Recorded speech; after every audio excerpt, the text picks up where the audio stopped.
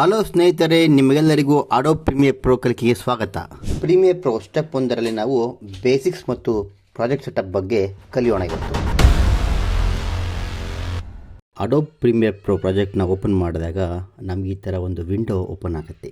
ಈ window open ಆದಾಗ ಇಲ್ಲಿ ಕಾಣುತ್ತೆ ನೋಡಿ, ರೀಸೆಂಟ್ ಅಂತಂದರೆ ಇತ್ತೀಚೆಗೆ ನೀವು ಯಾವುದೆಲ್ಲ ಪ್ರಾಜೆಕ್ಟ್ಗಳನ್ನ ನೀವು ಓಪನ್ ಮಾಡಿದ್ದೀರಾ, ಯೂಸ್ ಮಾಡಿದ್ದೀರಾ, ಅದೆಲ್ಲವೂ ಕೂಡ ಇಲ್ಲಿ ಒಂದು ಆರ್ಡರಲ್ಲಿರುತ್ತೆ.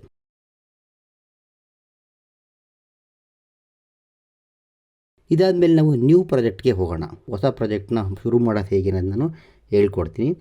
ಮೊದಲನೇದಾಗಿ ಈ ಪ್ರಾಜೆಕ್ಟ್ನ ನಾವು ಸೇವ್ ಮಾಡೋಕ್ಕಾಗತ್ತೆ.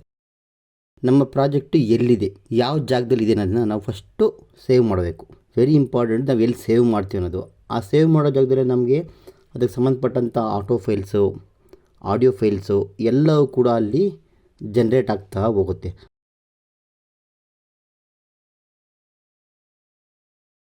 ಹಾಗಾಗಿ ಅದಕ್ಕಿಂತ ಒಂದು ಫೋಲ್ಡರ್ನ ಕ್ರಿಯೇಟ್ ಮಾಡಿಕೊಂಡು ಅದನ್ನು ನಾವು ಚೂಸ್ ಮಾಡಬೇಕಾಗತ್ತೆ. ಚೂಸ್ ಆದಮೇಲೆ ನಾವು ಅದಕ್ಕೆ ನಾವೊಂದು ನೇಮ್ ಕೊಡೋದು ತುಂಬ ಇಂಪಾರ್ಟೆಂಟು. ಯಾಕಂದರೆ ನಾವು ಏನು ವರ್ಕ್ ಮಾಡ್ತಾಯಿದ್ವಿ, ನಮ್ಮ ವರ್ಕ್ ಏನು, ಅದು ಸಂಬಂಧಪಟ್ಟಂಗೆ ನೀವು ನೇಮ್ ಕೊಡೋಕ್ಕಾಗತ್ತೆ. ನಾನಿಲ್ಲಿ ಎಡಿಟ್ 1 ಅಂತ ಕೊಟ್ಟಿದ್ದೀನಿ. ಸ್ಕ್ರೀನ್ನ ಬಲಭಾಗದ ಕೆಳಗಡೆ ನಿಮಗೆ ಕ್ರಿಯೇಟ್ ಅಂತ ಬರುತ್ತೆ ನೋಡಿ. ಕ್ರಿಯೇಟ್ ಮಾಡಿದ್ರೆ ನಿಮಗೆ ಈ ಥರ ಒಂದು ವಿಂಡೋ ಕೂಡ ಓಪನ್ ಆಗುತ್ತೆ. ಮೇಯ್ನಾಗಿ ನಿಮಗೆ 4 ವಿಂಡೋಗಳು ನೀವು ಕಾಣಬಹುದಿಲ್ಲಿ. ಮೊದಲನೇದಾಗಿ ಸೋರ್ಸ್ ವಿಂಡೋ, ಪ್ರಾಜೆಕ್ಟ್ ವಿಂಡೋ, ಆಮೇಲೆ ಟೈಮ್ಲೈನ್ ವಿಂಡೋ ಅಂತ ಒಂದಿದೆ, ಮತ್ತು ಪ್ರೋಗ್ರಾಮ್ ವಿಂಡೋ. ಈ 4 ವಿಂಡೋಗಳಲ್ಲಿ ನಮ್ಮ ಇಡೀ ಸಾಫ್ಟ್ವೇರ್ನ ಕೆಲಸ ಕೂಡ ನಡೀತಾ ಹೋಗುತ್ತೆ. ಇದ್ರ ಜೊತೆ ನಮಗೆ ಪಕ್ಕದಲ್ಲಿದೆ ಈ ಎಫೆಕ್ಟ್ಸ್ ಇದೆ ನೋಡಿ. ನಾವು ಯಾವ್ಯಾವ ವೀಡಿಯೋಗೆ ಏನೇನೆಲ್ಲ ಎಫೆಕ್ಟ್ಸ್ ಹಾಕ್ತೀವಿ ಮತ್ತು ಎಫೆಕ್ಟ್ ಕಂಟ್ರೋಲ್ನ ಹೇಗೆ ಮಾಡೋದು. ಇದ್ರ ಜೊತೆಗೆ ನಮಗೆ ಈ ಟೂಲ್ಸ್ಗಳು ಕೂಡ ವೆರಿ ವೆರಿ ಇಂಪಾರ್ಟೆಂಟ್. ಯಾವ್ಯಾವ ಟೂಲ್ಸ್ಗಳು ಏನು, ಈ ಟೂಲ್ಸ್ಗಳಿಂದ ಏನೆಲ್ಲ ವರ್ಕ್ ಮಾಡೋದು ವಿಡಿಯೋ ಎಡಿಟಿಂಗಲ್ಲಿ, ಟೆಕ್ಸ್ಟ್ ಕ್ರಿಯೇಟ್ ಮಾಡಿದಾಗ ಏನು ಮಾಡೋದು, ಕಟ್ ಮಾಡಬೇಕಂದ್ರೆ ಏನು ಮಾಡೋದು, ಒಂದು ವಿಡಿಯೋನ ಒಂದು ಜಾಗದಿಂದ ಮತ್ತೊಂದು ಜಾಗಕ್ಕೆ ಮೂವ್ ಮಾಡಬೇಕಂದ್ರೆ ಹೇಗೆ, ಮತ್ತು ವಿಡಿಯೋನ ಎಕ್ಸ್ಟೆಂಡ್ ಮಾಡೋದು ಹೇಗೆ, ಶಾರ್ಟ್ ಮಾಡೋದು ಹೇಗೆ, ಒಟ್ಟಾರೆಯಾಗಿ ಈ ಎಲ್ಲ ಟೂಲ್ಗಳ ಉಪಯೋಗ ಏನು ಅಂತ ಮುಂದೆ ನೋಡ್ತಾ ಹೋಗೋಣ. ವಿಡಿಯೋ ಎಡಿಟಿಂಗ್ ಮಾಡೋದಕ್ಕೆ ನಮಗೆ ಮುಖ್ಯವಾಗಿ ಬೇಕಾಗಿರೋದು ಟೈಮ್ ಲೈನು. ಆ ಟೈಮ್ ಲೈನ್ ಕ್ರಿಯೇಟ್ ಮಾಡೋದು ಹೇಗಪ್ಪ ಅಂತ ಹೇಳಿದ್ರೆ, ನಾವು ಪ್ರಾಜೆಕ್ಟ್ ವಿಂಡೋಗೆ ಬರಬೇಕು. ಪ್ರಾಜೆಕ್ಟ್ ವಿಂಡೋಗೆ ಬಂದು ಇಲ್ಲಿ ರೈಟ್ ಕ್ಲಿಕ್ ಮಾಡಿದಾಗ ನಮಗೆ ಇಲ್ಲಿ ಒಂದು ನ್ಯೂ ಸೀಕ್ವೆನ್ಸ್ನ ನಾವು ಮಾಡ್ಕೋಬೇಕಾಗತ್ತೆ. ನ್ಯೂ ಸೀಕ್ವೆನ್ಸ್ ಮಾಡಿಕೊಂಡಾಗ ನಮಗೆ ಇಲ್ಲಿ ತುಂಬ ಸೆಟ್ಟಿಂಗ್ಸ್ಗಳು ನೀವು ನೋಡಬಹುದು. ಹಲವಾರು ರೀತಿಯ ಸೆಟ್ಟಿಂಗ್ಸ್ಗಳನ್ನು ನಾವಿಲ್ಲಿ ನೋಡ್ಬೋದು. ನಾವು ಎಡಿಟಿಂಗ್ ಮೋಡಲ್ಲಿ ನಾವು ಎಡಿಟ್ ಮಾಡ್ತೀವಿ ಅಂತ, ಯಾವ ಸೆಟ್ಟಿಂಗಲ್ಲಿ ನಾವು ಮಾಡ್ತೀವಿ ಅದು ಮುಖ್ಯವಾಗಿ ಇಲ್ಲಿ ಬೇಕಾಗತ್ತೆ.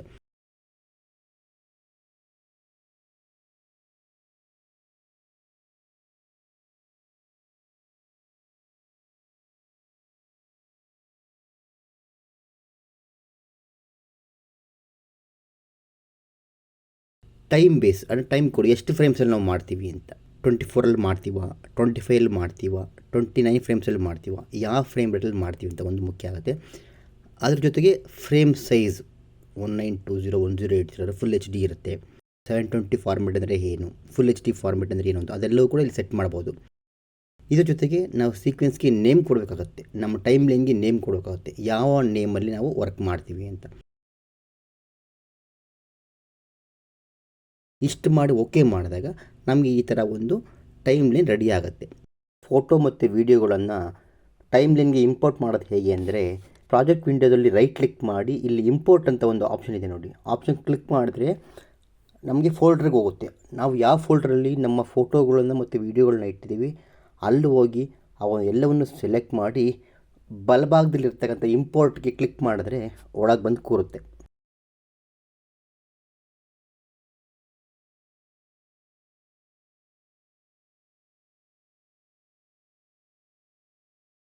ನಾವೊಂದು ನ್ಯೂ ಬಿನ್ ಮುಖಾಂತರ ಒಂದು ಫೋಲ್ಡರ್ನ ಕ್ರಿಯೇಟ್ ಮಾಡಿ ಎಲ್ಲವನ್ನು ಕೂಡ ಆ ಬಿನ್ ಒಳಗಡೆ ಮೂವ್ ಮಾಡಬೇಕು.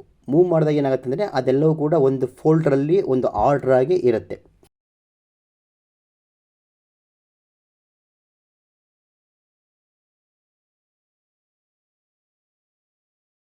ಆ ಬಿನ್ಗೆ ಒಂದು ಹೆಸರು ಕೊಡೋಣ, ರಶಸ್ ಅಂತ. ಇದನ್ನು ಸೇವ್ ಮಾಡೋಕ್ಕಾಗುತ್ತೆ. ಸೇವ್ ಮಾಡೋದು ಹೇಗಪ್ಪ ಅಂದರೆ, ಫೈಲ್ಗೆ ಹೋಗಿ ಇಲ್ಲಿ ಸೇವ್ ಇದೆಯಲ್ಲ, ಸೇವ್ನ ಕ್ಲಿಕ್ ಮಾಡಿದ್ರೆ ಸೇವ್ ಆಗುತ್ತೆ.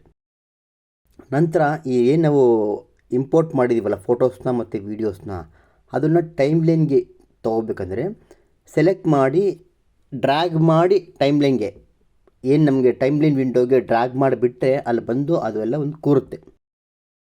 ಅದನ್ನು ನಾವು ನೋಡ್ತಾ ಹೋಗ್ಬೋದು ನಾವು ಯಾವ್ಯಾವ ಫೋಟೋಗಳ್ನ ಮತ್ತು ವೀಡಿಯೋಗಳ್ನ ತೊಗೊಂಡಿದ್ದೀವಿ ಅನ್ನೋದನ್ನ.